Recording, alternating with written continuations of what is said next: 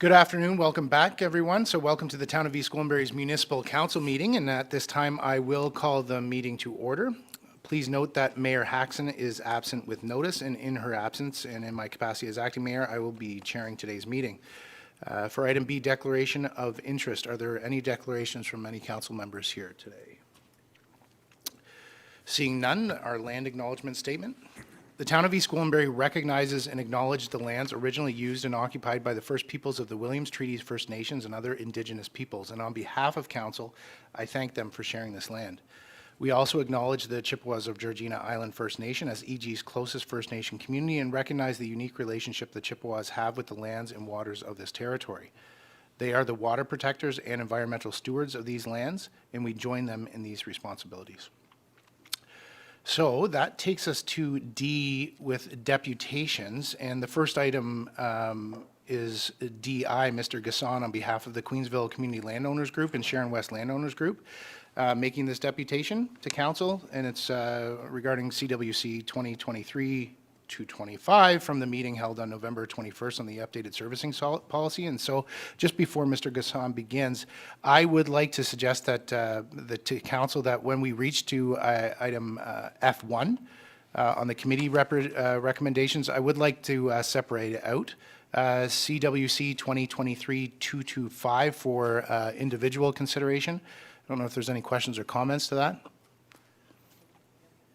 I would like to have a mover and seconder to address that now, if possible. Looking for a mover or seconder. Councillor Crothers? Point of clarification. Sure. I thought we usually do that when we get to that item. I'm happy to do that when we get there. I'm happy to. Yeah, I've got one I want separated as well. Oh, fair enough. Wonderful. So, Mr. Ghassan, thank you very much. I'm told that the clerk has let you know you've got 5 minutes at the podium there. Is that correct? That's correct. Awesome. Thank you, sir. Awesome. Well, good afternoon, Mr. Chair, members of council. Thank you for the opportunity to allow me to speak today. So my name is Mustafa Ghassan. I'm from Delta Urban Inc. So our office is the group manager for the Queensville Community Landowners Group, as well as the Sharon Communities Landowners Group. And today I'll also be speaking on behalf of the Holland Landing Landowners Group in their capacity as a member of the YDSS agreement.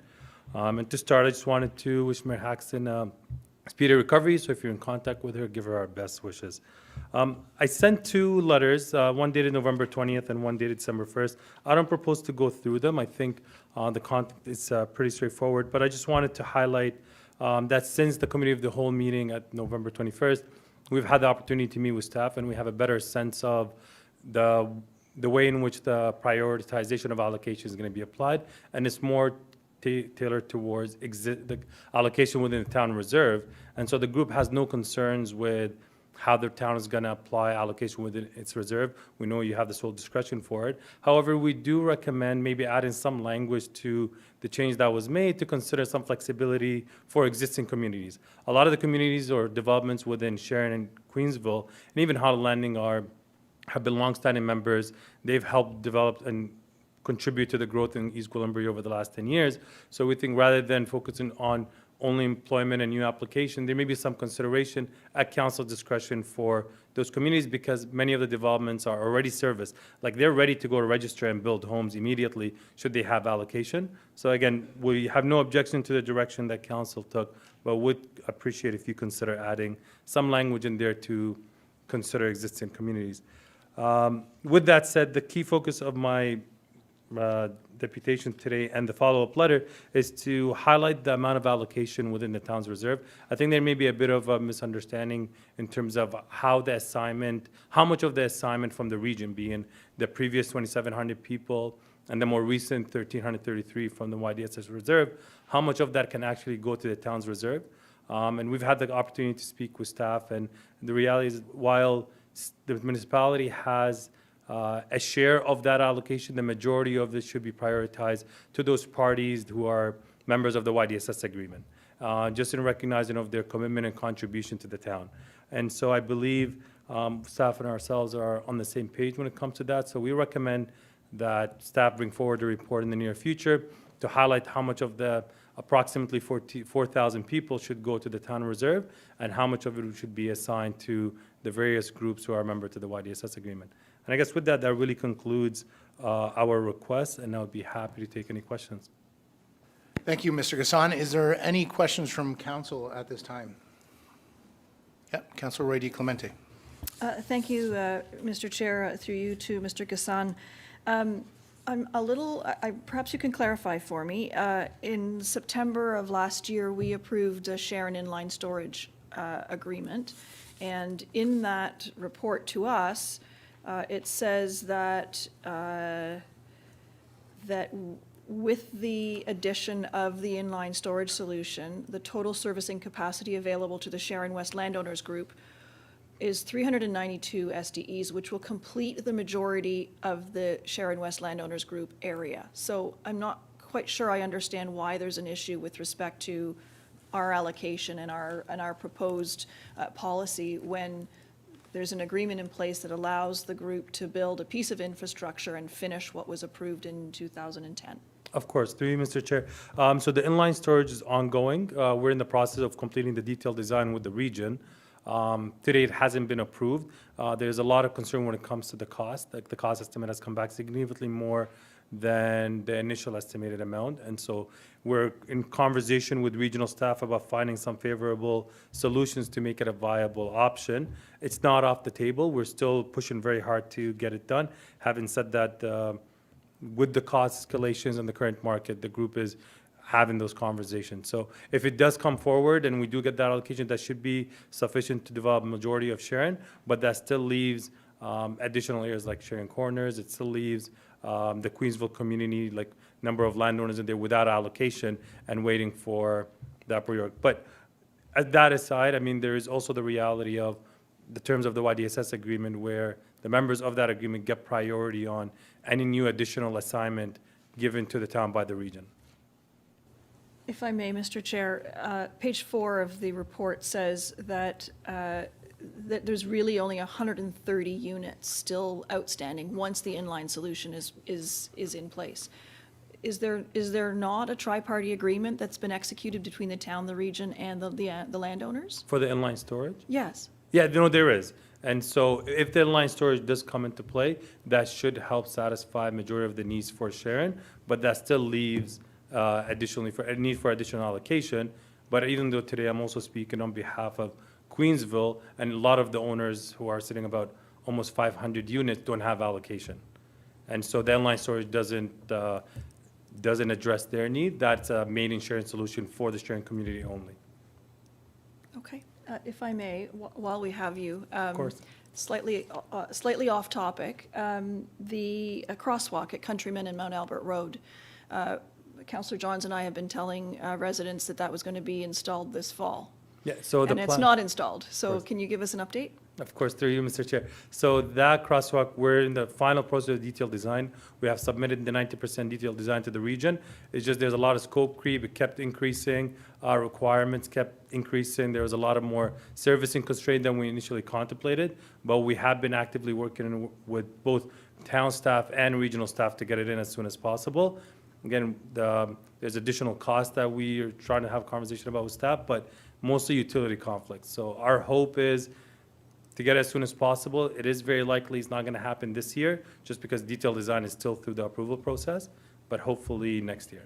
So my understanding is that the retirement home is going to take occupancy this spring, and we're not going to have a crosswalk that is going to be safe for those new residents to use because it's taking so long. So I have to press you as much as I can to make sure that crosswalk is in place when those residents move into that brand-new building. Thank Through you. you, Mr. Chair. No, for sure, and I just assure you that we're doing our best to get it as soon as possible. It's just the design and approval process took longer than expected, but we had been working with our consultant diligently to ensure.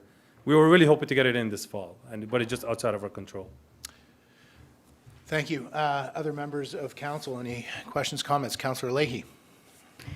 Thank you very much, through you, Acting Mayor Johns. This is an important question to clarify. It's very complicated, the number of sewage allocations and what plots they're in and when et cetera, they're available and to which developers.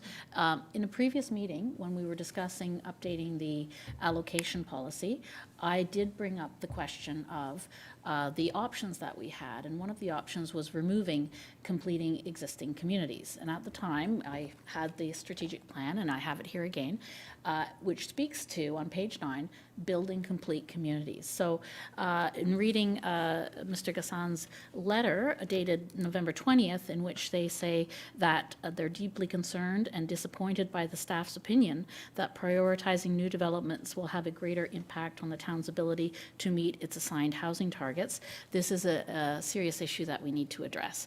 And I want to recognize that you and the members of your group have been investing in the infrastructure for our communities, and it's about our relationships, and the success of our relationships is about communicating clearly and effectively accurate information. So at this point in our juncture, we've already approved in a previous meeting, we accelerated the approval of a development and sewage allocations for that particular development, and they are not a member of this group.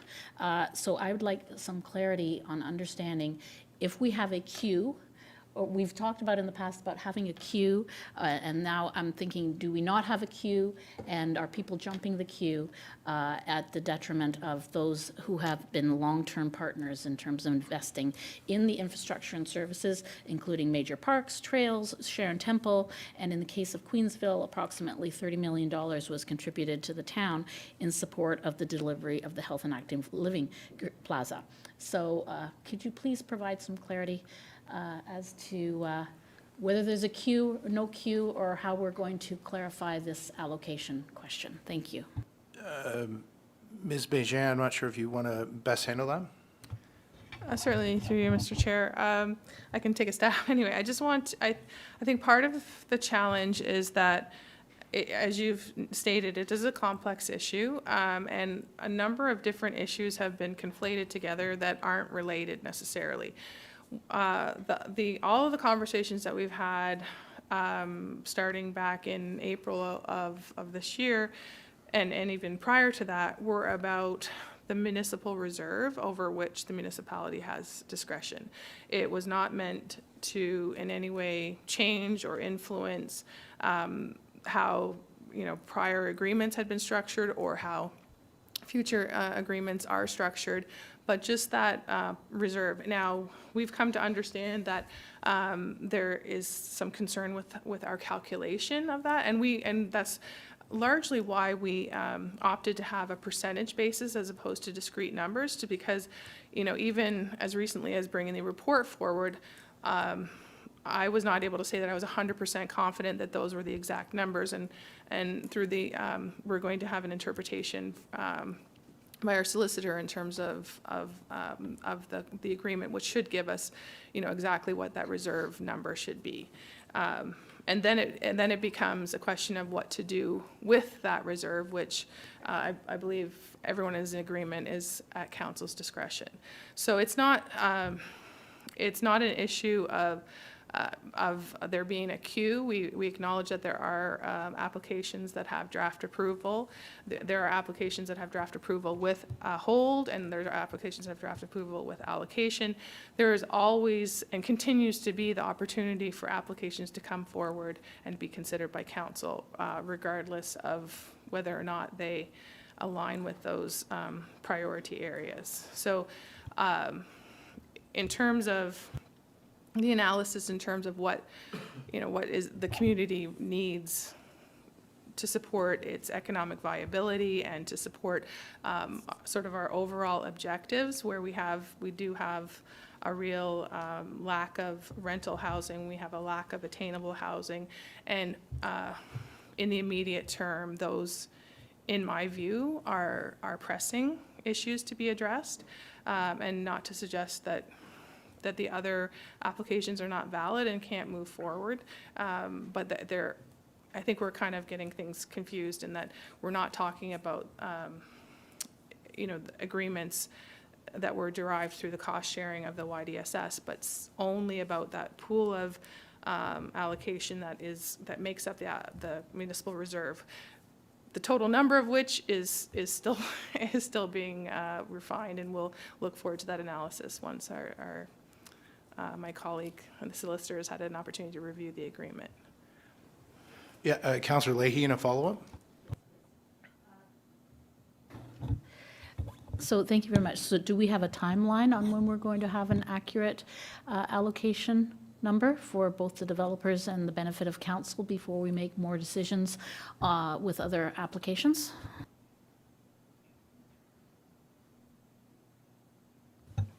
Through you, Mr. Chair, probably January. Thank you. Sure, go ahead. I would like to emphasize why there's confusion, because I have passed my first year on town council now, and the entire first year, the theme has been all about development and about grappling with all of the demands and the pressures and the changes going on. And during that first year, repeatedly, consistently, the message was being given to me from other council members and staff that it was important to complete existing community. And there was much talk about stranded communities.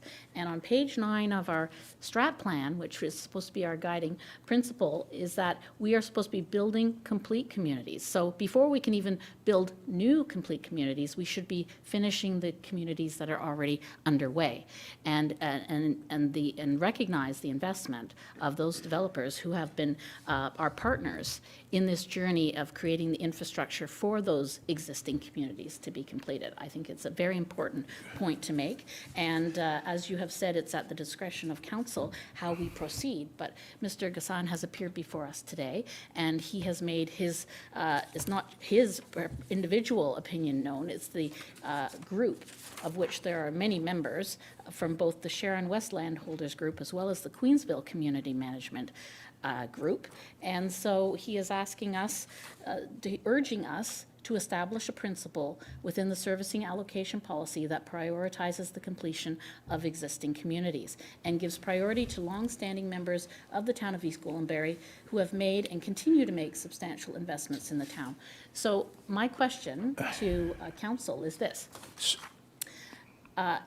Before we proceed with approving any other allocations, yes, my question, should I direct it through you, Mr. Chair? Yes, okay. Well, you said you had a question to council, so Yes. if So you my would- question, then perhaps it would be better directed to staff or our CAO, is are we going to formally look at again establishing a principle within the servicing allocation policy, which could be amended to recognize the priority of completing existing communities? So I'll actually take that, as the questions should come through me anyway, and as part of the chair and following the procedure. And I will just say that I know that off the top, Councillor Roy DeClemente asked 3 questions, and you asked about 4 questions there. I just want to remind everybody that sitting in council procedurally, there's usually 1 question per person until we get everybody else to speak, and then we go back and we do follow-up. So I just want to remind everybody of that.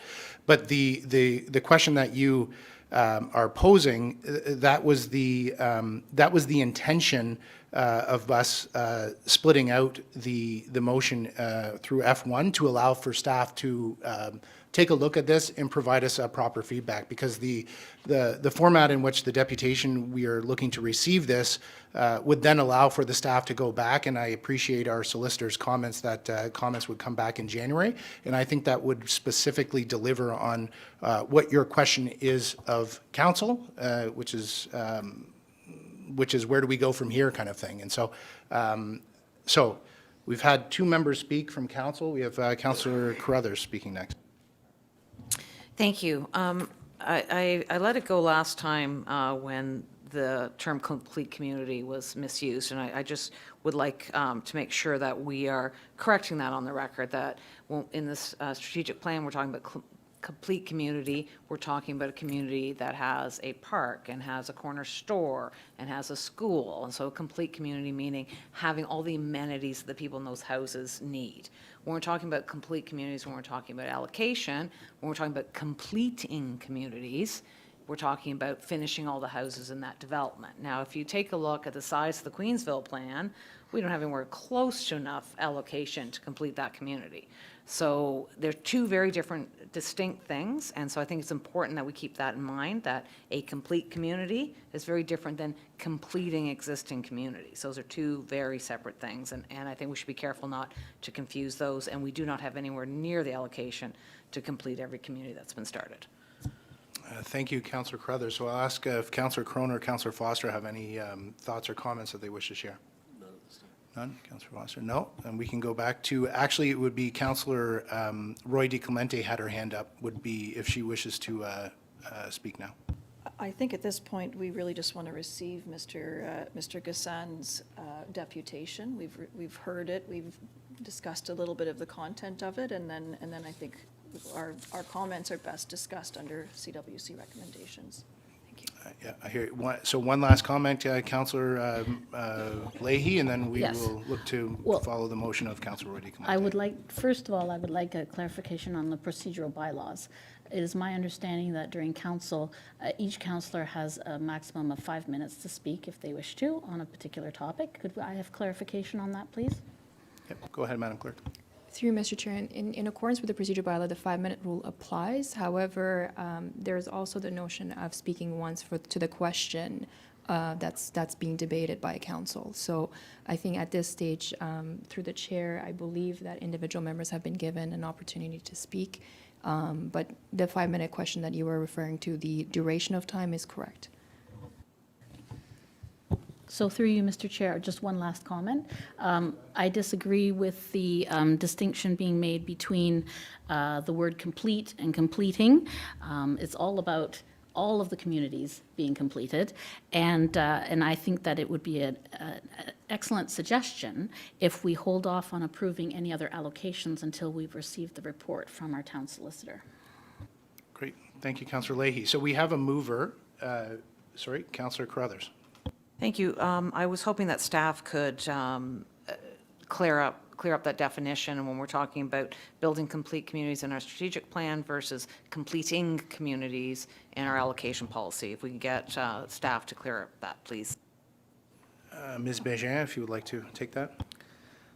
Through you, Mr. Chair, I guess Councillor Carruthers touched on the idea of complete communities being what we have defined within this municipality as walkable, having access to amenities, having a mix of services and school uses, parks, that type of thing. And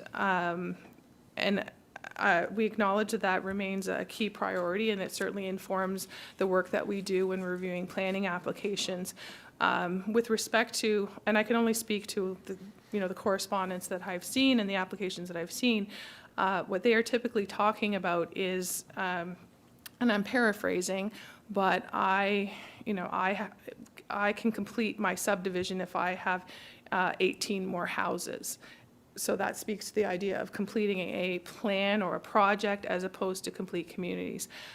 We are endeavoring to have conversations about historic applications that have draft approval that may not have considered some of council's priorities, and quite honestly are meeting with resistance in terms of being able to adopt some of those complete community objectives around mixed use and amenity space and that type of thing. So it's one of these unfortunate, if we had allocation for everyone, we wouldn't be having this conversation, because I think every proposal has merit, but it's more of a, I think, in a scarce resource context, what is going to have the most impact at this time for this municipality is kind of the lens that we've been looking at it through. Great, thank you. And I think Councillor Roy DeClemente made the comment that it would be great for us to move and receive this, and then we can have a further discussion if required under the item as it comes up. So Councillor Roy DeClemente, you've moved to receive this. Is there a seconder? Councillor Crone, all those in favor? All those opposed? Motion carries. Mr. Ghassan, thank you very much. Thanks so much for coming. Thank you for the opportunity to Thank you. speak. Okay, so that moves us through to item E. We have presentations. We have no presentations at this time, and here's the magic F1. So we're going to move, so we're going to begin starting to consider these recommendations. So hang on, because we didn't move it out, should we separate it out now? And then Councillor Carruthers also had another item that I think that she wanted to too. So I'm going to let Councillor Carruthers speak to the item that she wants pulled from these, and then I'm going to let Councillor Roy D. Clemente speak next, and then we can hopefully get some resolutions on the screen. Sorry. The one I'm looking at is CWC 2023-224 around the housing pledge.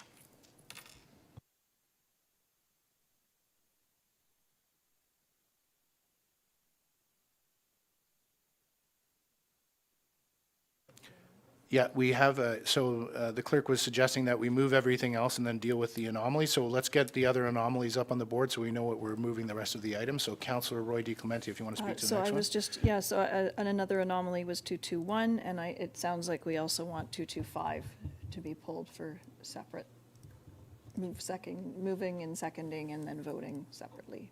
Okay, so 3 items. Is there any other members of council that would like an item pulled from that? Okay, so I will now defer to the Madam Clerk to lead us through this next section here.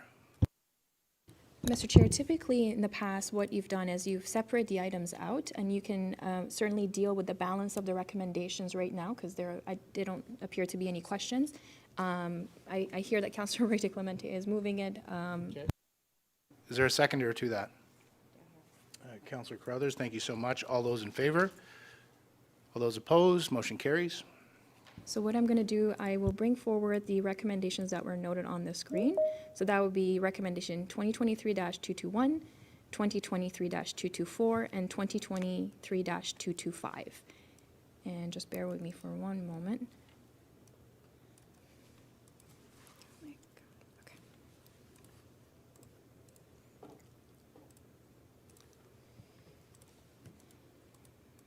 Through you, Mr. Chair, this is the recommendation 2023-221.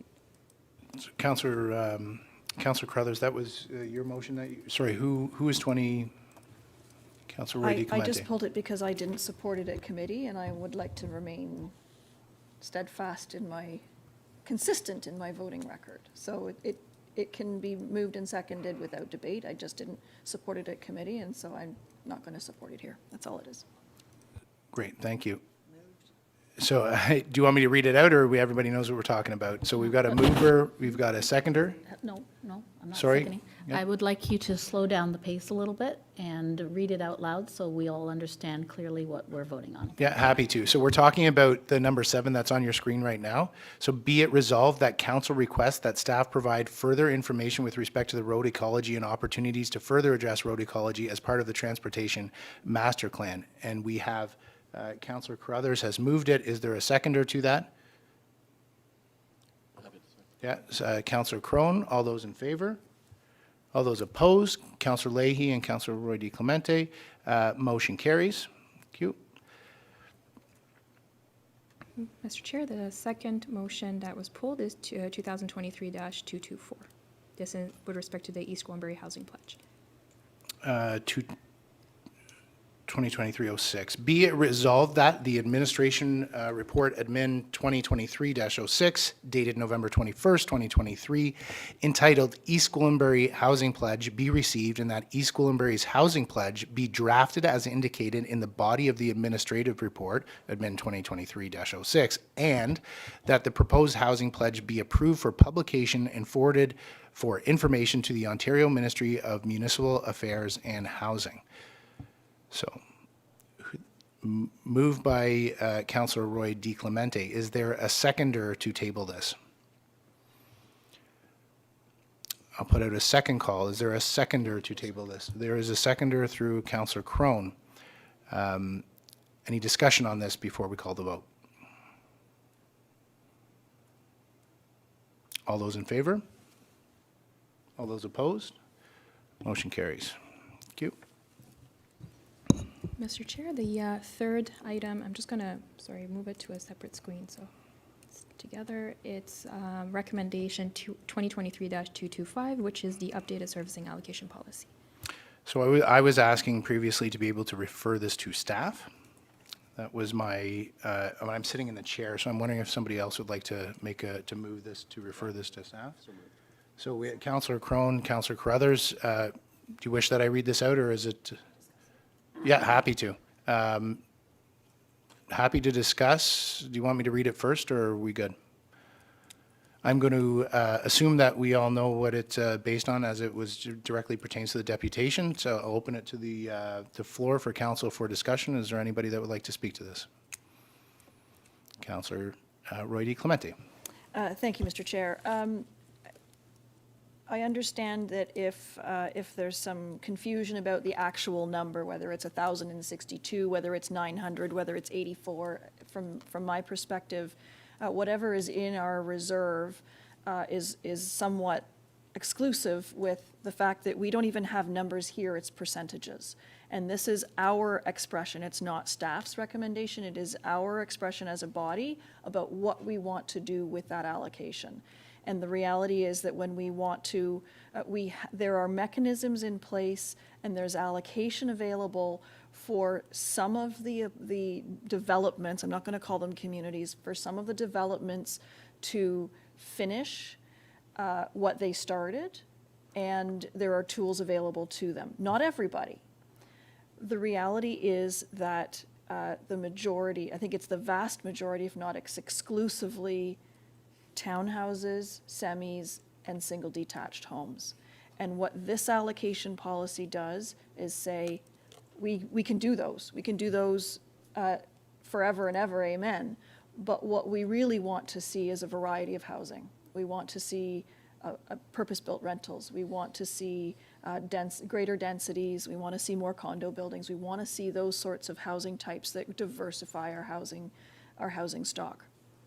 And so we're not saying no to single detached homes. In fact, there's allocation available to build those. What we're saying is we need jobs and we need apartments and smaller places for people to live and that are attainable and maybe even affordable. So from my perspective, I have no problem approving this policy now.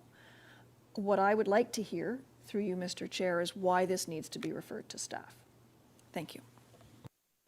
So for clarification, you said through me. Are you asking me why I'm asking to refer it to staff?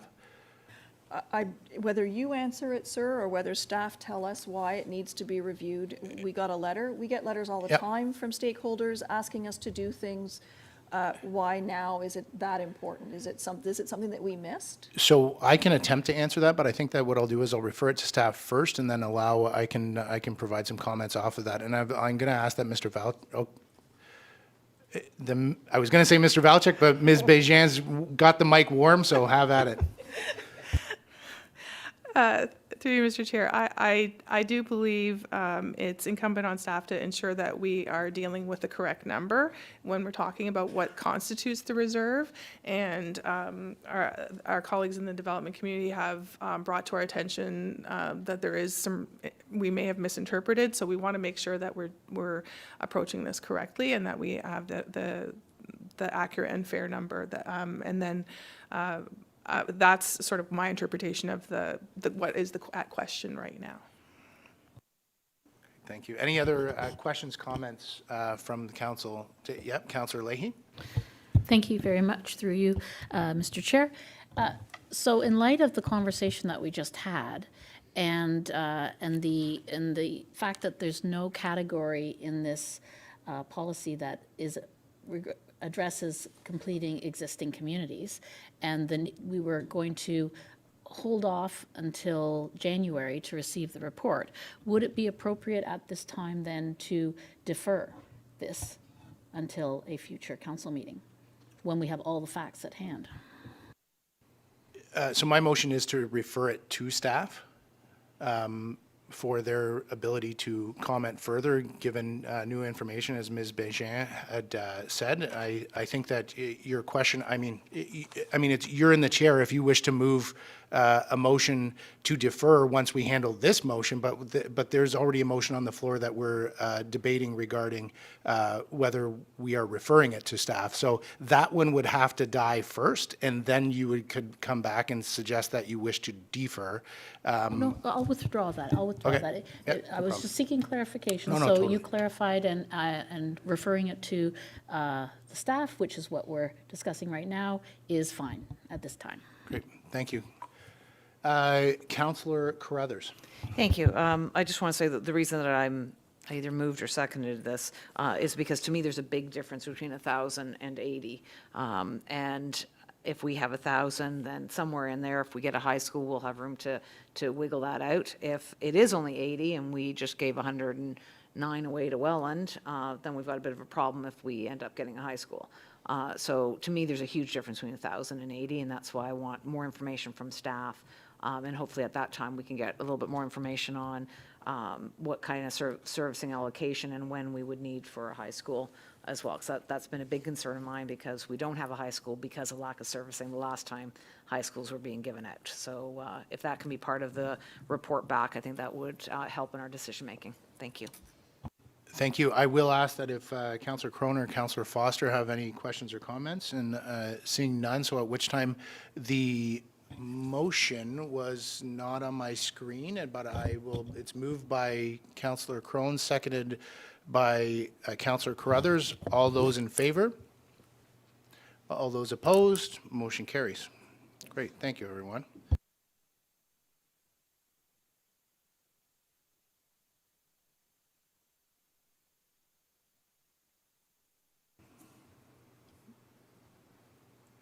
Thank you. Yes, we just added that in. So we're not at the adoption of the minutes yet, folks. We've got another item here that came up from the Committee of the Whole meeting of this morning. And so, Madam Clerk, if you could bring that up on the screen. Through you, Mr. Chair, absolutely. There were 3 components from Committee of the Whole today. The first one was with respect to the municipal support resolution, which is now placed here with the applicable amendments that were made, are highlighted in blue. And the third clause was with respect to the cancellation of the workshops. As we have the date for next week, we just want to operationally make sure that those are reflected on our website. So I can ask that we move them separately, or I can ask that we move them in whole. What would be the desire of the council? Yeah. Councillor Carruthers, would you like them separated, or? Yes, please. Great. So I'm assuming, don't make assumptions.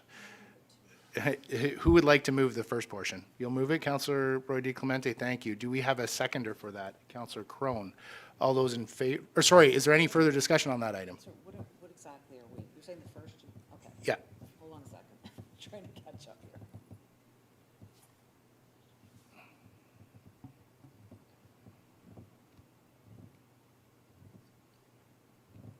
So we're on the discussion, where we've landed is to move the 2023 54 from today. It's been moved and seconded. Is there any discussion prior to us voting? All those in favor? All those opposed? Motion carries.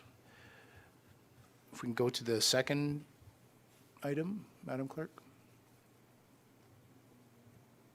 No, we asked them to be separated.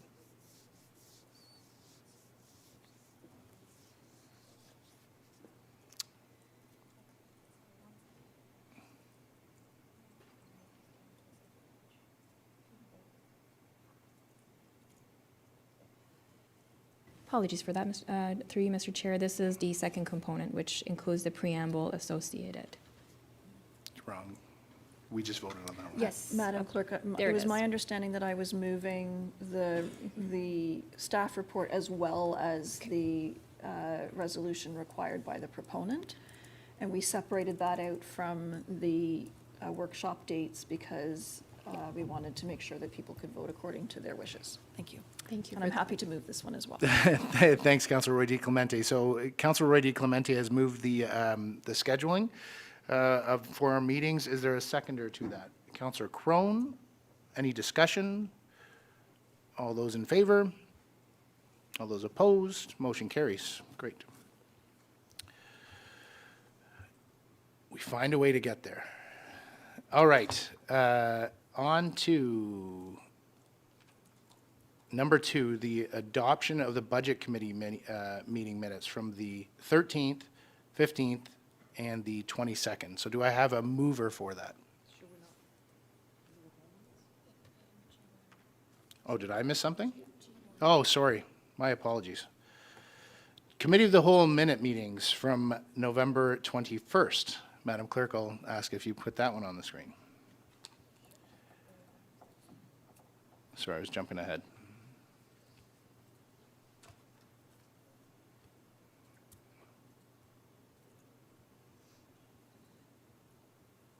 Through Mr. Chair, that's the recommendation under item G1 for adoption of Committee of the Whole minutes from the meeting held on the 21st. Wonderful. Okay. Councilor Roy Clemente, did you have something you wish to I'm just wondering if we can do all of them, if we can adopt G1, G2, and G3. I'd be happy to. I'm not sure if it's the will of council. I'm getting a nod. So we have a motion to move everything at once, and that is Councilor Roy Clemente is moving that. Is there a seconder to support Councilor Roy Clemente? Councilor Foster is seconding it. Is there any discussion on this? All those in favor? All those opposed? Motion carries. Great housekeeping. Okay. Takes us to the budget, our finance department report. It's item H1 with our business plan and the budget, obviously, and I would love to turn it over to Mr. Marshall to provide some comments. Thank you, through you, Mr. Chair. I'm not going to say too much, but I'm just going to say a couple of points. One, the report that's in front of you has been based on recommendations from the Budget Committee. Just to remind everyone that since 2018, our increases on our base programs and services on the tax levy have been 5.9%, while during that time inflation has increased by 18.8%. The proposed increase that we've tabled represents about $144 or $12 a month to the average household. And with this increase, East Gwillimbury will still have the lowest relative taxes in York Region.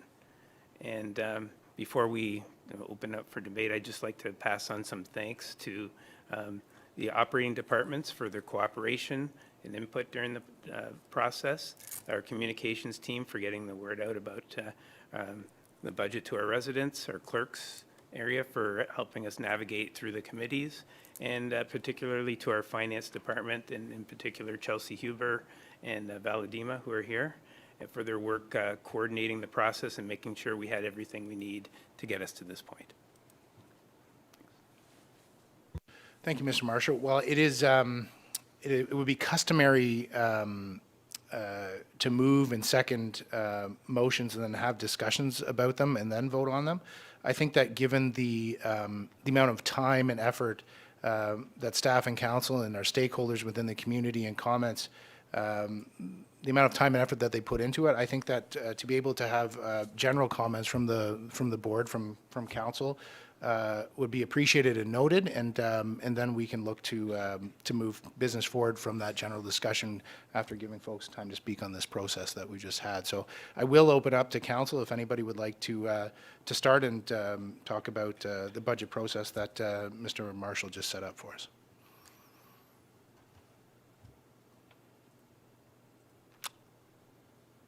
Councillor Crowe. I'll kick it off. I appreciate all the hard work that everyone put into this, and council, I know, budgets are never easy, and I don't think anyone here takes pleasure in a tax rate increase. I think that goes without saying. And none of us, I think when we went through the deliberations of what we were fighting for or against, none of us got our way all the time. We all made sacrifices here and there that we were willing to do to help reduce the impact somewhat. The fact of the matter is that we've had, we're playing catch up with, we had 2 years during the pandemic of 0 or near 0 rate increases. And we knew at the time that that was not sustainable, and we knew that we would eventually have to pay the price. And well, here we are. We have to catch up for that. We've also had, the pandemic also allowed us the luxury of delaying some of the impacts from the incredible growth that we experienced from 2016 onwards. We're now back fully open, fully operational. We have to accommodate for those pressures of growth. I think that this budget will help us course correct and get us back onto the path of keeping our budget increases, our tax increases, within the rate of inflation. I think that's our goal, that's our vision of where we would like to be. No one wants to make it any higher than it has to be. We have to live within inflation, though. And I would encourage the folks that, our residents, not to fixate on the actual tax rate itself, because it can be a little misleading. If you look at our neighbor to the south in Stouffville, they took a 3% tax rate, but the average impact is about $180 extra per household. For us, it's going to be $144 extra per household. So I think it's better to look at the dollar amount. But if you do want to fixate on a rate, on a percentage, then look at the blended rate. And for us, that blended rate will probably come in, and that's, when I say blended rate, I mean municipal portion, the regional portion, and the school board, because that's what makes up our property taxes. And that's probably going to come in the area of 4.1, 4.3%, somewhere within that range, which is well within inflation. So when you go back and you look at this, the drivers of our budget, it's inflation. It's the 0 or near 0 budgets. It's the impact of growth. We're paying for help. And we have to invest in asset management to help course correct there as well. We've now heard, we've listened to our staff, and they're saying that they have done as much as they can with the resources they have. They need more resources to help them do the job, because the cracks are starting to show in the system. And if we don't make up for that, we're going to be letting down the residents of East Gwillimbury in delivering the services that they depend on. We just spent last week, all of us were at the service recognition event for our staff, and we were telling how great a job they were doing. Well, I think we owe it to our staff to help give them the resources to do their job and to deliver the services for the people of East Gwillimbury. But I would also direct staff that over the course of the year, one of the things I'd like to see us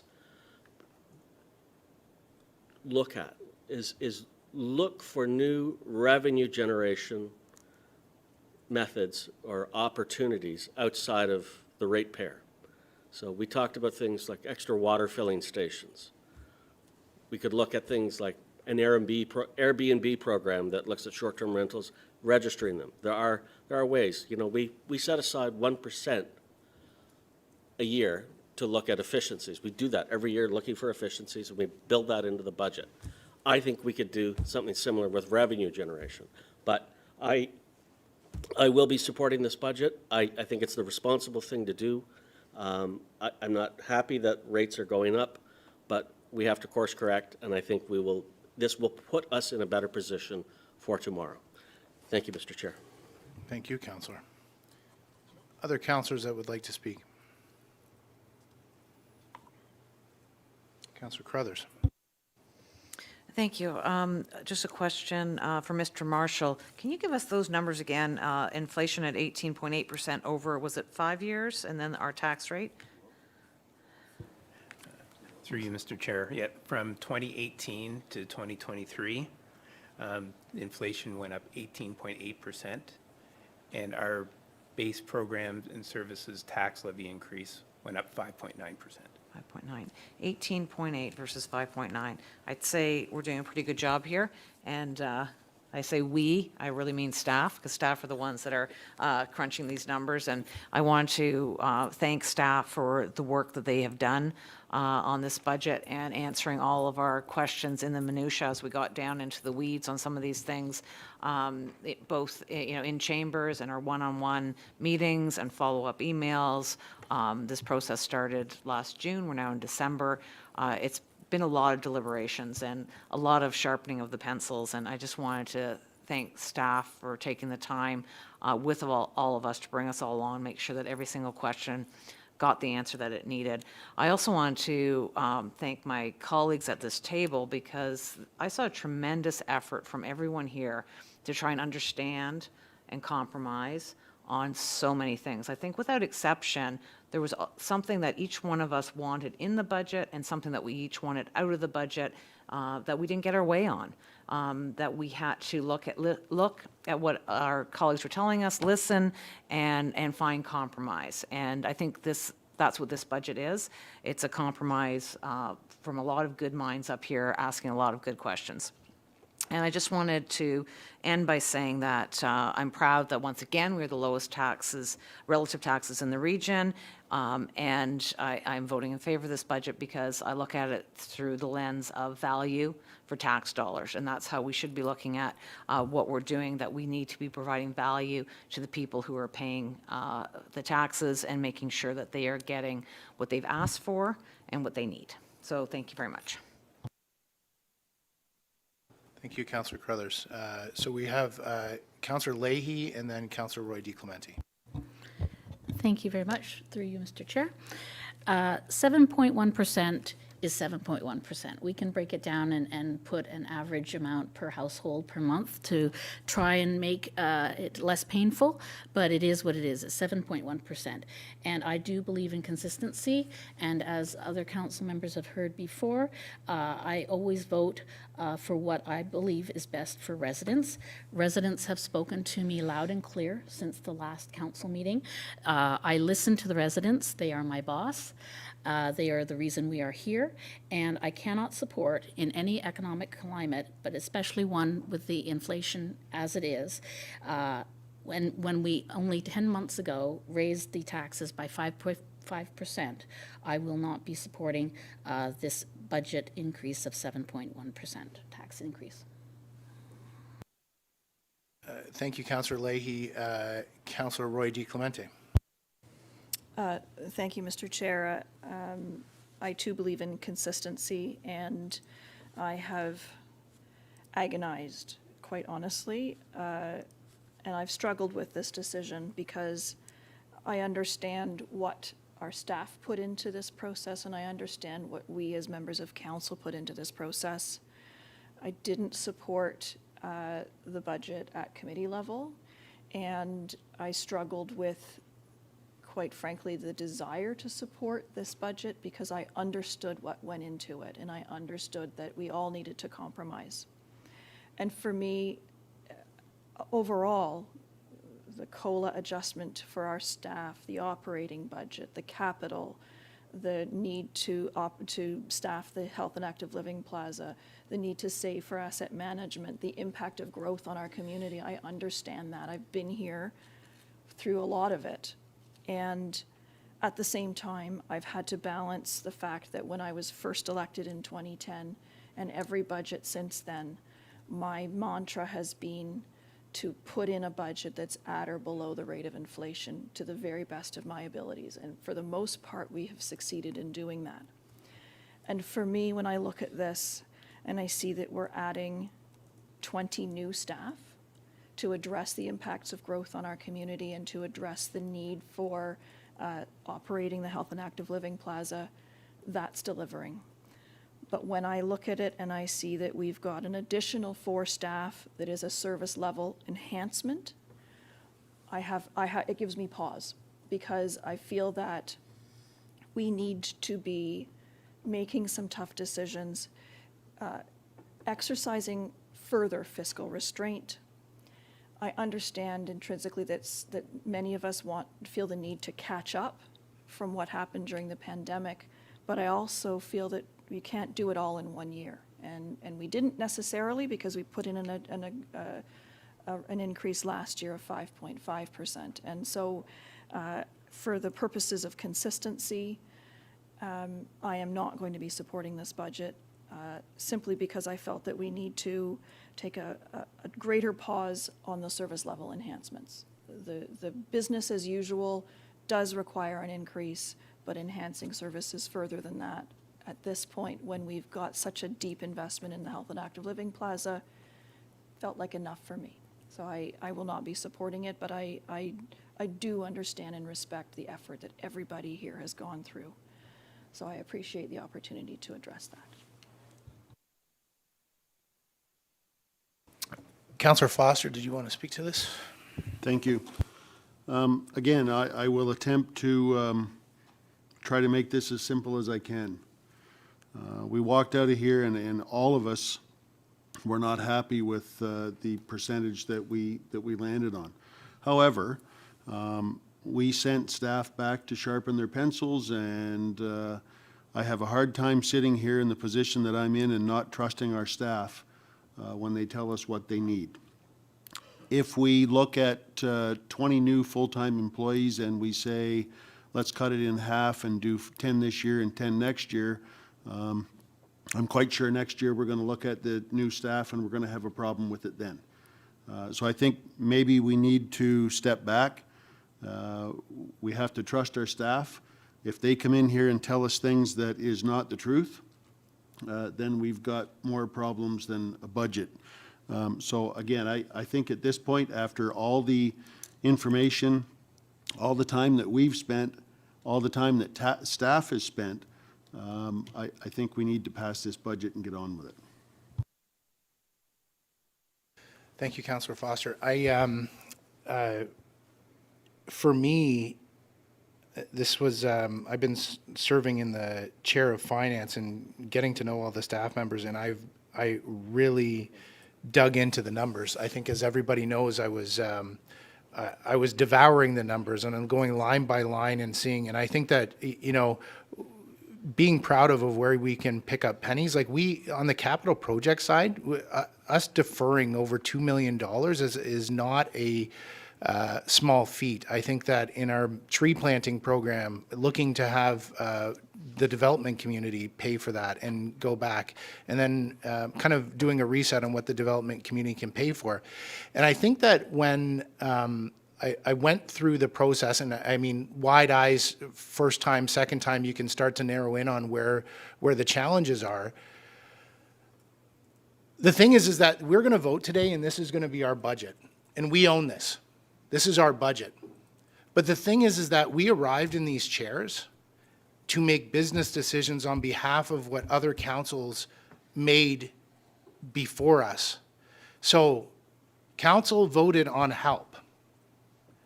We are building help. We have issued the contract. It is building. There was a decision to put a library in. For us to not now fund the library and have books and have all the resources within the library, I don't feel would be in the best interest of the residents of this municipality.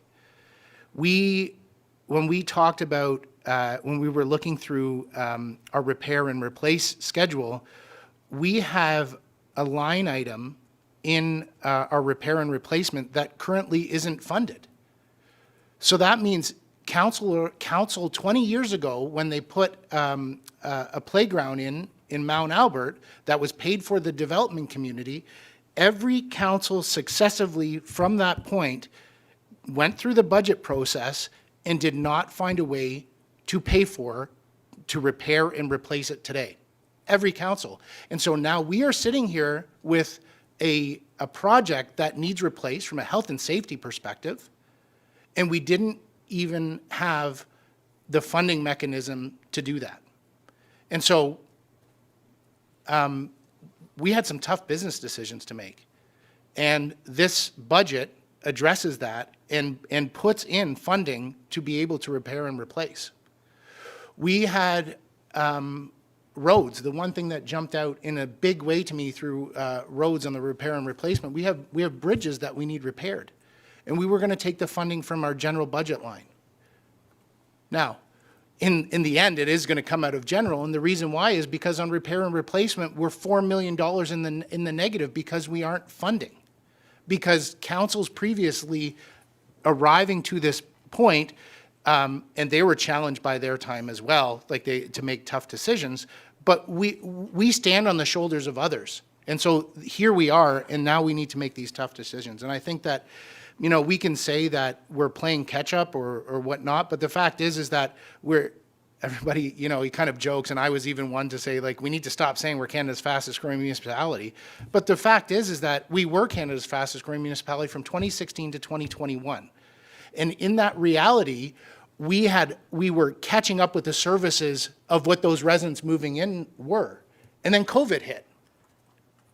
So what did we do when COVID hit? What council thought was the right thing to do at the time? Deliver zeros, because we need to make sure that the residents were okay. So now, in my opinion, while staff are recommending that we hire that 20 staff, it isn't just 20 staff that is hiring in this moment for today. We had it through the wastewater budget in the conversation. We were band-aiding it with consultants, and so now we are hiring 20 staff, but we're not hiring 20 staff today. We're hiring 20 staff from 2016. 24. Yeah, 20 and 4 is as the call out. So thank you. So, but actually that proved the point even more. Thank you, Councilor Roy T. Clemente. We're the fastest growing municipality from 2016, and we delivered zeros. And we did it for the residents because we knew we needed to help them. But now we've gone and the councils have made decisions. And so now for us to sit here and contemplate voting, not voting, I don't like it either. And I spend a lot of time. But the fact is that we have to make sure that we can get playgrounds repaired and replaced. We have to make sure that we get our bridges built. We have to make sure that we get books in the library.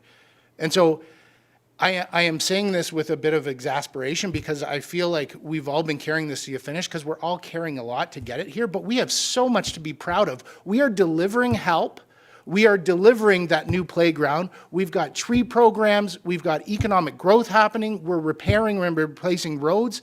And, you know, you can say what it is as a percentage, but the average household, it's $12 a month. And we're delivering all of that on that. And we're still York Region's lowest relatives taxes. And like, just to catch up as a call out, if we want to talk percentages, instead of passing 7%, to bring us to the second lowest municipality, we would have to deliver a 29% tax increase.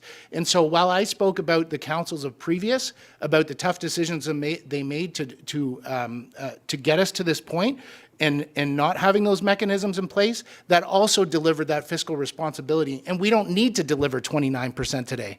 We don't need to do that.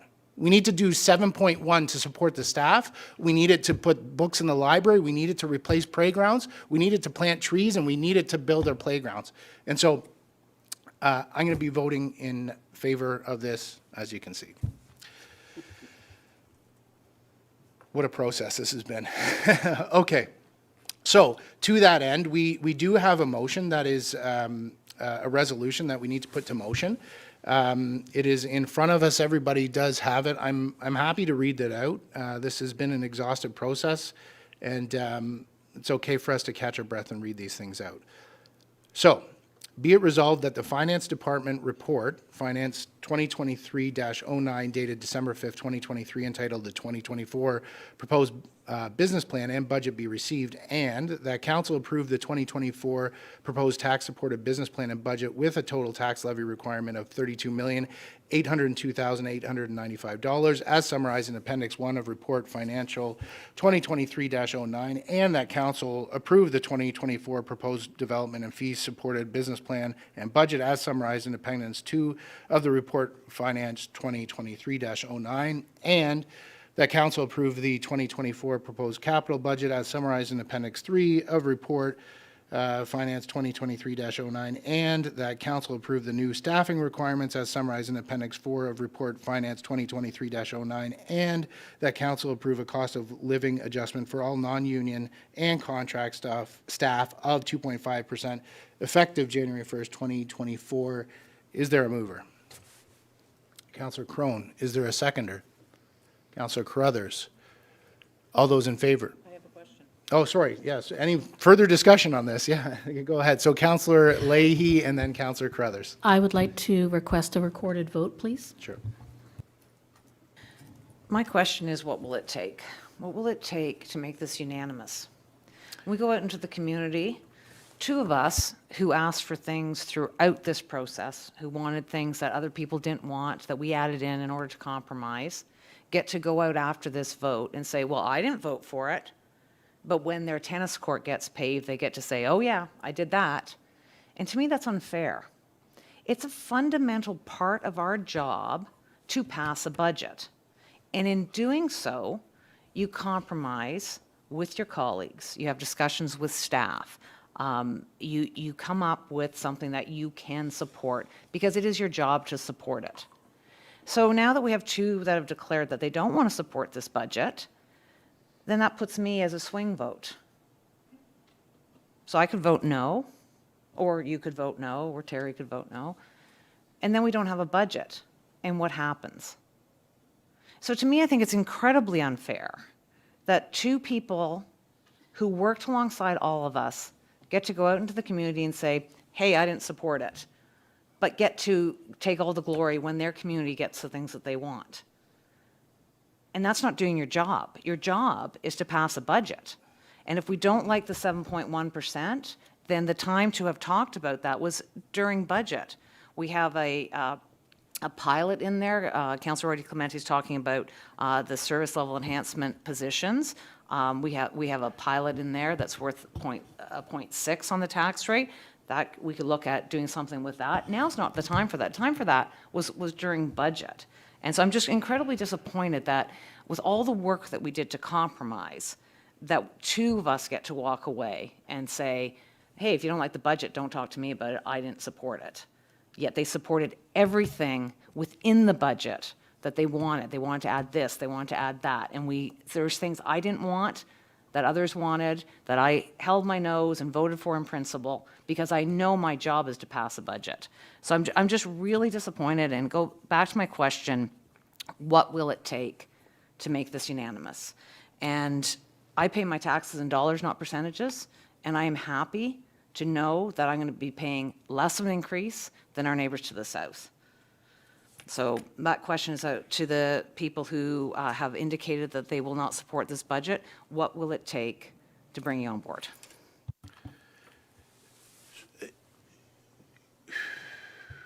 You know, so I sit here in this chair not planned, and you know, these character community banners hang here. That was a program from the past, but our mayor, Virginia Haxon, asked that we leave them up because they were important to her. And I was sitting in the chair early this morning, and I was looking at the term respect, and I was looking at trust. And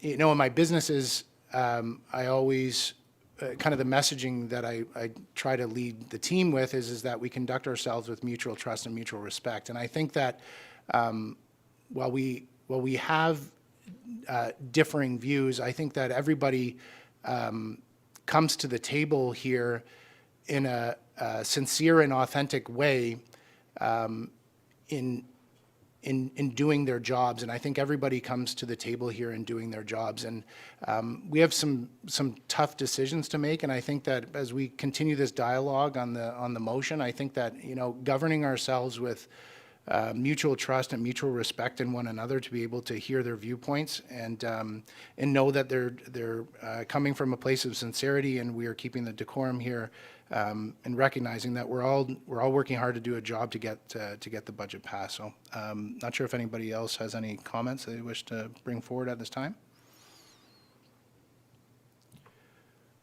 So we have a mover and a seconder. We've asked for a recorded vote. So I'll turn it over to you, Madam Clerk. Through you, Mr. Chair, Councillor Leahy has requested for a recorded vote. Councillor Leahy, how do you vote? No. Councillor Roy DeClemente, how do you vote? No. Councillor Carruthers, how do you vote? No. Councillor Crone, how do you vote? Yes. Councillor Foster, how do you vote? Yes. Councillor Johns, how do you vote? Yes. Mr. Chair, you do have tie, which means that this motion's been defeated. Great. So it is now 3:09. I think that if we could all plan to come back here at 3:30, I need a mover and a seconder for a recess. Councillor Crone is a mover. Seconder, who can I get? Councillor Foster, all those in favor of a recess? All those opposed?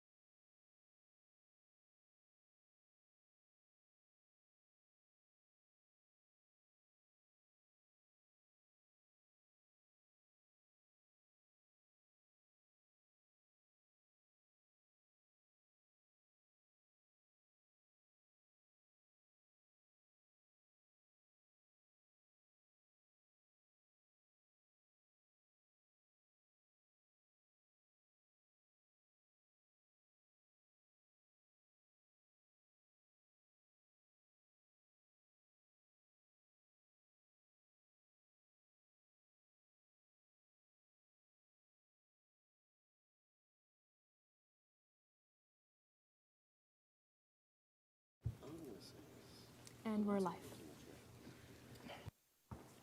Welcome back, everyone. Thanks for that great recess. We had a lot of positive discussions. We were able to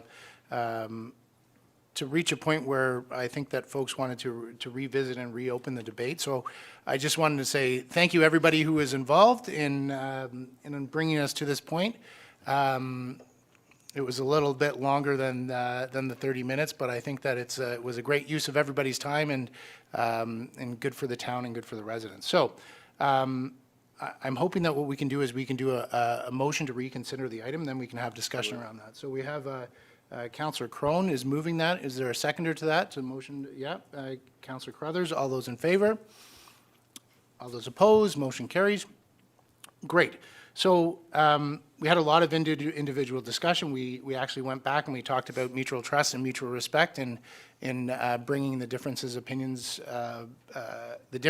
opinions together. That's what makes for a healthy democracy. So I'm wondering if anybody would like to open up some of the ideas that they shared in order to kind of speak to the importance of what was important about the budget for them in wanting to move forward today. Councillor Roy D. Clemente. Thank you, Mr. Chair. From the very beginning of the budget process, I had spoken out about some of the staff under the service level enhancement category, as people heard from me earlier today, and also at Budget Committee, that I felt very strongly that we needed to take a pause on some of the service level enhancements that were above and beyond the enhancements that we were making and investing in the Health and Active Living Plaza. To that end, as I had said previously, that I felt strongly that we should be, I believe the EDI engagement coordinator was already moved into capital. Is that correct, Mr. Chair? Yeah. Sorry, thank you, Councillor Roy D. Clemente, and Mr. Warren Marshall, if he can clarify that specifically. Through you, Mr. Chair, that is correct. We're funding that out of the working capital reserve. Okay. So if we were to move the council and committee support position also into capital, would that bring us a little bit further down? Mr. Marshall.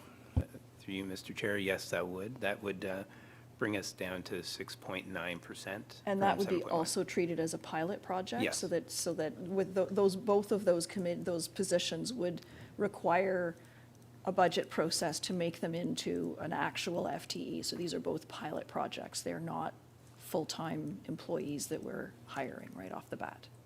That is correct. Okay. So I think, Mr. Chair, I think I might like to suggest that we move that other position into a pilot as well, into capital as well. I believe there was also some discussion about finding some more room in some contingency funds. Through you, Mr. Chair, perhaps Mr. Marshall could address that for us. Mr. Marshall. Through you, Mr. Chair. Yes, we had proposed to increase the corporate contingency to $100,000. So one of the thoughts could be to not increase it and bring it back down to the $50,000, and that would be another 0.2%, which would bring the total down to 6.7%. Okay. Mr. Chair, I would be willing to move a motion that would amend our budget documents accordingly, as we've just discussed, and happy to take discussion on that. Great, thank you. And I'll let the clerk work. I believe the Madam Clerk was working with the finance team to get the appropriate numbers to be able to move that amendment. Is it? Yep. Oh, we have a seconder from Councillor Carruthers. So let's open up the discussion on those ideas then, and again as the budget of the whole. So does anybody like to speak to that now that it's been moved and seconded? We have Councillor Leahy. Thank you very much. Through you, Acting Mayor Johns. I would like to state for the record that this is a democracy and that the perception from the point of view of residents and those watching virtually, I'm uncomfortable with the fact that there was all the behind closed doors wheeling and dealing to come to this. It's my understanding, and please correct me if I'm wrong, CAO Valchich, that the business of council that moves the business forward, and certainly the budget does, are debates that should be taking place in public, in our public recorded meetings, not behind closed doors. I'm assuming through me is what you were saying, and you did ask to Mr. Valchik. I will just say that having the discussion was not behind closed doors. This is finding solutions in order to put on the table, to be able to bring to this table, to have discussions. That is the intent of this. Mr. Valchik, if you'd like to speak. Mr. Chairman, yeah, this public discussion right now is in fact your public deliberation on the ideas that have been put on the table. So at this point, they're proposals, suggestions, and ideas, and then this is the public deliberation and decision-making process in this public venue. Councillor Roy DiClemente, did you have something you wish to say? I just wanted to add that for purposes of consistency, this isn't anything new to anybody at this table. I've talked about this for the whole month of November. And it was the exact same thing that we're saying here, is that these positions were too much. And so I've reopened it. Councillor Carruthers asked us earlier, what would it take? And from my perspective, that's what it would take, because that's what I said all along is what it would take.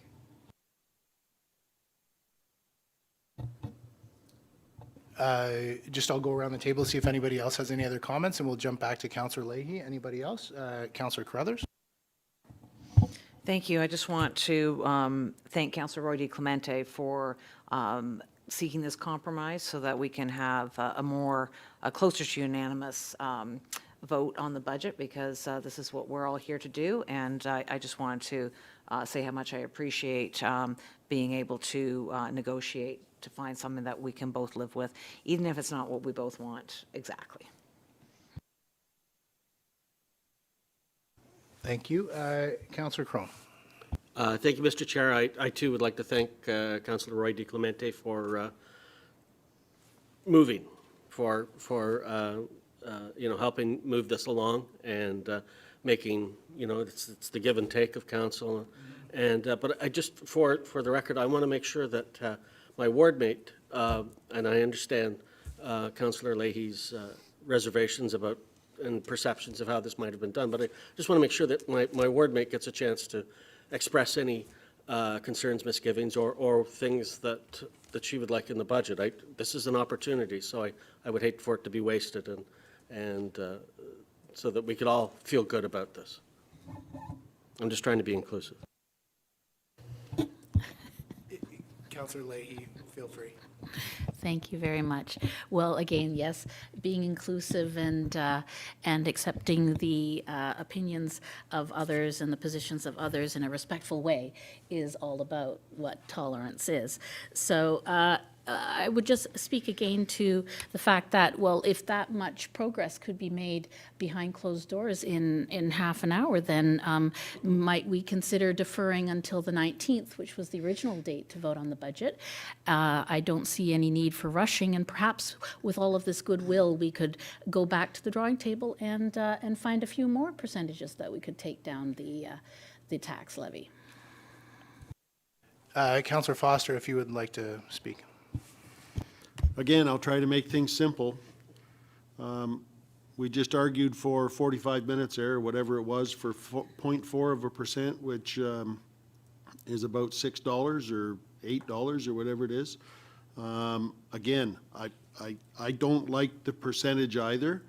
The fact remains we've got to carry on and do the business that we are supposed to do. If we defer this to the 19th, I would like some more clear ideas on what it is we're going to send staff back to cut. We've done this 3 times now or more, so I need to see something relatively concrete. So thank you, Councillor Foster. I will just say that there was the suggestion of delaying the vote. I will say that there is a motion that has been tabled that we would need to vote on first.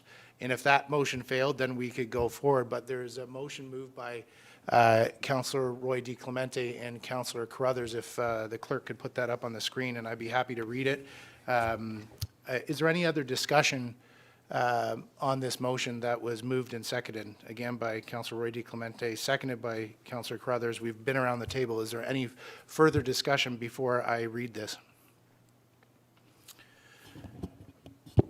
Be it resolved that Finance Department Report FIN 2023-09 dated December 5th, 2023, entitled the 2024 Proposed Budget, Business Plan and Budget be received, and that Council approve the 2024 Proposed Tax Supported Business Plan and Budget with a total tax levy requirement of $32,684,895 as summarized in Appendix 1 as amended of Report Finance 2023-09, and that Council approve the 2024 Proposed Development and Fee Supported Business Plan and Budget as summarized in Appendix 2 of Report FIN 2023-09, and that Council approve the 2024 Proposed Capital Budget as summarized in Appendix 3 of Report FIN 2023-09, and that Council approve the new staffing request as summarized in Appendix 4 as amended of Report FIN 2023-09, and that Council approve a cost of living adjustment for all non-union and contract staff of 2.5% effective January 1st, 2024. As was previous, it was called for a recorded vote, so happy to do that again if the councillor so wishes.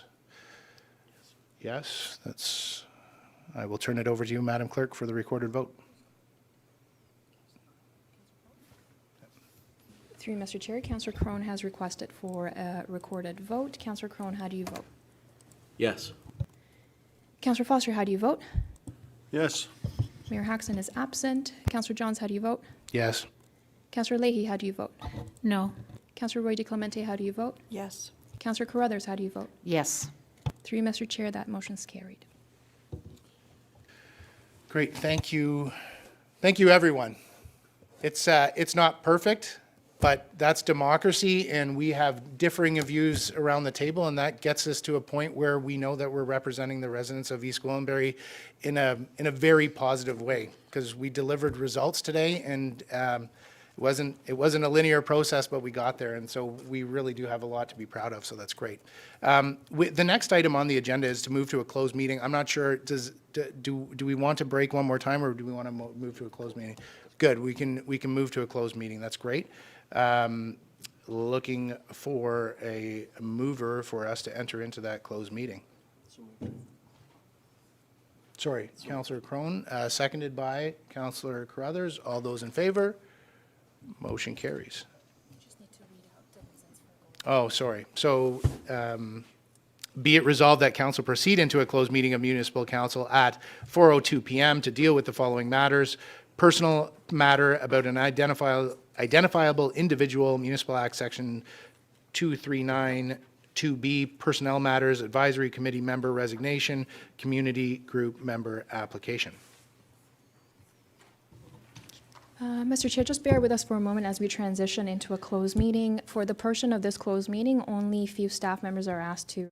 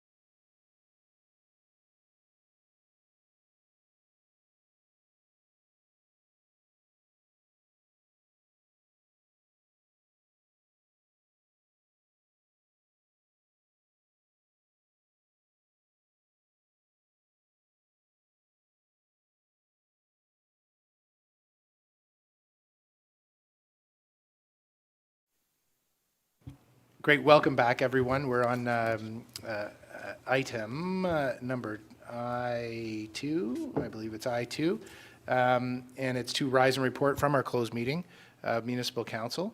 And can I get a mover and seconder for this? Councillor Foster, Councillor Leahy, all those in favor, all those opposed, motion carries. Takes us to, Madam Clerk, resolutions. So as we rise from this closed session, we have one resolution, or do we have two? 3, Mr. Chair, it's just one resolution. Okay. It's separated into 2. I'm going to put it on the screen. It's just simply to deal with the resignation and appointment of a new member to Great. an advisory committee and a community group. Thank you very much. So you would just require a mover and a seconder to make the amendments to schedules in the bylaw.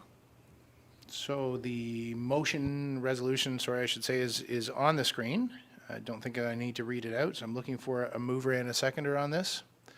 Councillor Leahy, looking for a seconder. Councillor Crone, all those in favor, all those opposed, motion carries. This takes us to reports, and I will now turn the reports over to Ms. Ingram to provide comments on this item, item K1. Ms. Ingram. Thank you, Mr. Chair. This matter deals with the appointment of a regional alternate while Mayor Ghassan is away on leave. There's 2 sections of the Municipal Act that applies to the subject matter, sections 267 and 268. We decided to utilize Section 268 of the Municipal Act. I won't get into the details of why. The region's process with the facts as presented would suggest that they would use Section 267. So to align with the region, it's my recommendation that we proceed under Section 267. What this means is that Councillor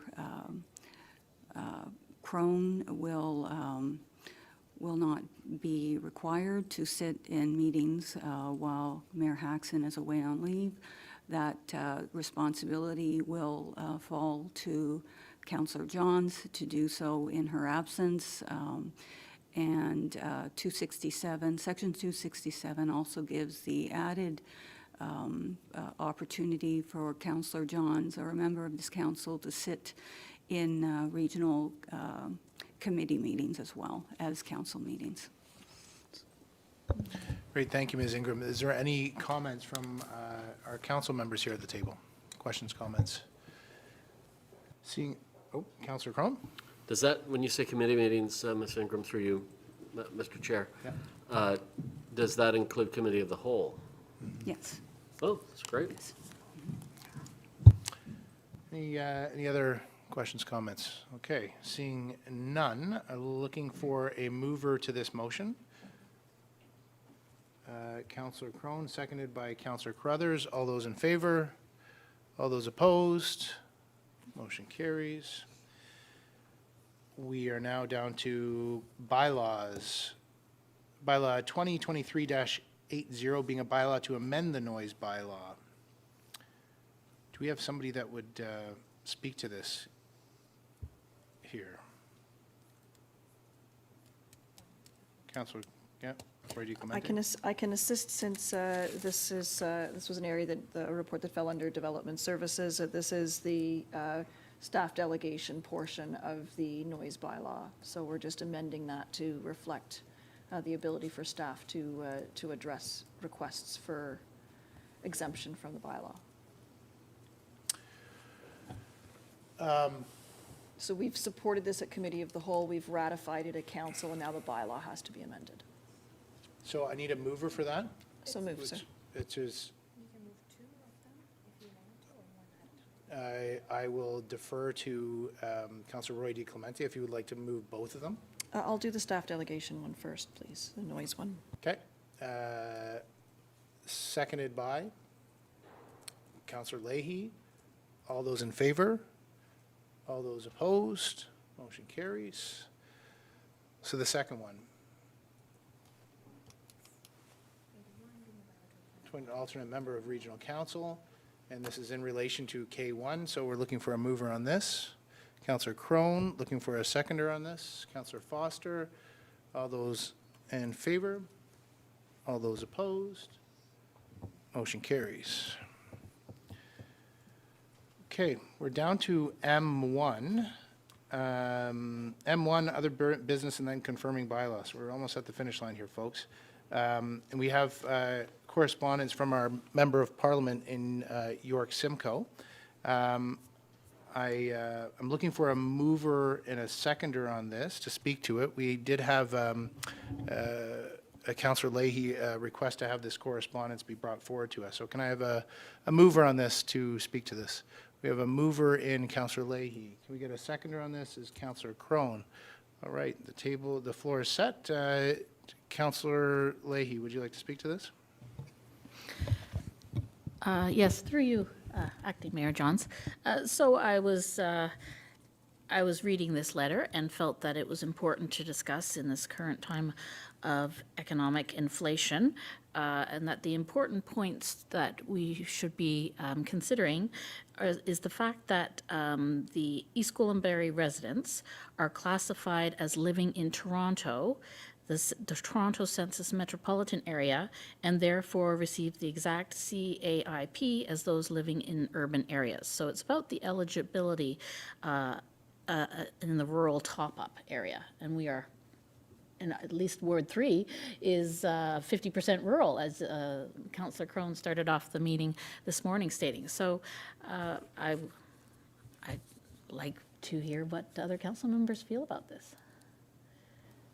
If there's any, so Councillor Crone and then Councillor Carruthers. Thank you. Interesting letter. I don't disagree with the thrust of what he's saying. I would suggest, because we have two federal members of parliament, Tony Van Bynen represents a small sliver of Harvest Hills, so I would recommend or propose to council that we forward this letter to Tony Van Bynen and ask for his take, a rebuttal on it. I would love to get the government side of this, just to hear back both sides. Councillor Carruthers. Thank you. I'm not really sure where to go with this. I agree we should hear a rebuttal from Mr. Van Bynen, and for the record, he doesn't just represent a small sliver of Harvest Hills, he represents all of Harvest Hills. Sorry, I meant a sliver of the town. No.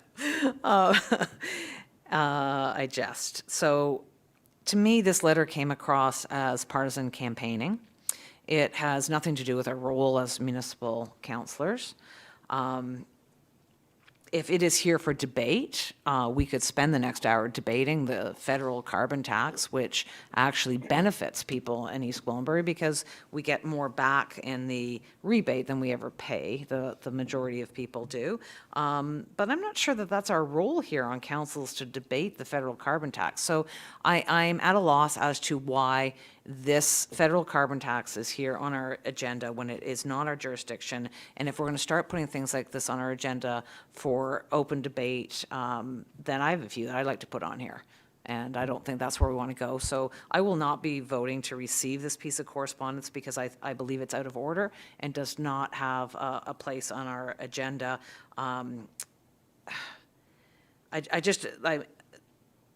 I tried to validate some of the claims in this letter, and I couldn't. And is that really what we want to be doing here? I don't think so. I think that we need to stick to town business because we know there's a lot of it that we need to spend time on, and not adding things to the agenda that are outside of our mandate. Thank you. Thank you, Councillor Carruthers. Just before you do speak, Councillor Leahy, is there anybody else that wishes to speak? Councillor Roy DiClemente. Thank you. I don't think it is out of order because the letter is addressed to Mayor Ghassan and council. And so it has been addressed to us. He is our MP is asking us to join him in speaking out against the federal government. I don't know if that's necessarily appropriate. I certainly share some concern about how the program is being implemented, in that it seems to be based on geography and not necessarily on income or usage. And that seems inherently unfair to me, so that based on where you live, not necessarily what kind of energy you're using, it doesn't seem appropriate. So I'm happy to receive it and perhaps send it to our other member of parliament to ask for his perspective. I certainly would be open as well to issuing a lukewarm letter of support for his efforts on behalf of residents. I think that also might be an appropriate action to take, and I'm happy to listen to the thoughts of my colleagues. Councillor Foster, do you have anything you wish to say? Okay, I will, if I could, Councillor Leahy, say my piece on that. I actually don't believe that, one, I think that the right to have the councillor be able to bring this forward, and it was addressed to Mayor Hackson and council, the right to have this brought forward, I think that that's an important part of our democratic process. I will say, though, that I am not in favor of this chamber should not have partisan politics involved in that. Like, we are not the opposition. We are not the federal government. The funds that we are discussing right now do not flow through these chambers. And the fact is that we do not wear partisan stripes in these chambers. And so I actually, from the standpoint of, well, I believe it's with every good intention to be referring it to the other side of the House, whether from the opposition to the federal government for their side. I don't wish to take part in this discussion. Whether I agree with what the letter says or not, I'm not interested in taking part in this discussion. I will be voting no to receive it, but I respect the process in which it was arrived to these chambers. Councillor Leahy. Thank you very much, through you, Acting Mayor Johns.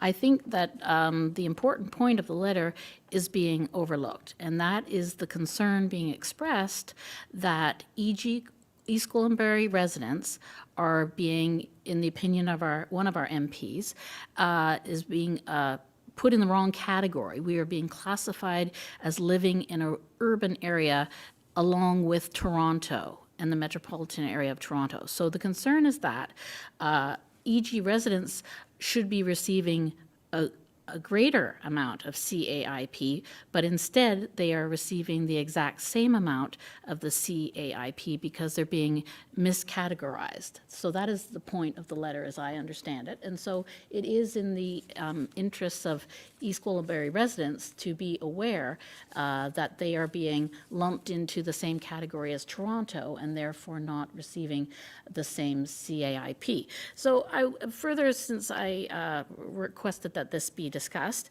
I would like to add to it that Council directs staff to report back on the potential financial impact that this has on the residents of East Gwillimbury of being miscategorized. Councillor Roy D. Clemente, you had your hand. Thank you. Listening to my colleagues here, it is a federal program, and our MP is drawing attention to it, that's his job. It's also his job to advocate on our behalf with the federal government. It's not our job to advocate on our behalf on residents' behalf with the federal government. That's his role. That's his circus to manage. We have our own circus. I think it would be appropriate for us to receive it, since he is doing his job in alerting his constituents to an injustice that he is continuing to fight on our behalf. And so I think from that perspective, that might be the most we can get as far as building consensus here today. So I'd like to put that on the table. So the motion to receive has been moved and seconded. So if they're outside of amendments, I'm happy to call the vote on the on the motion as it's written, as moved by Councillor Crone, as seconded by, as moved by Councillor Leahy, as seconded by Councillor Crone. All those in favor? All those opposed? Motion carries. All right, folks, other business, we have no other business, and we're down to the confirming bylaw. Looking for a mover and a seconder on the confirming bylaw. Who wants it? Councillor Foster, Councillor Crone. All those in favor? All those opposed? Motion carries. That's adjournment. Who wants to take the adjournment? Councillor Carruthers. Councillor Foster is taking them today. All those in favor? All those opposed? Get out of here. It was all the, that was unanimous. Thanks, everyone. See you next time.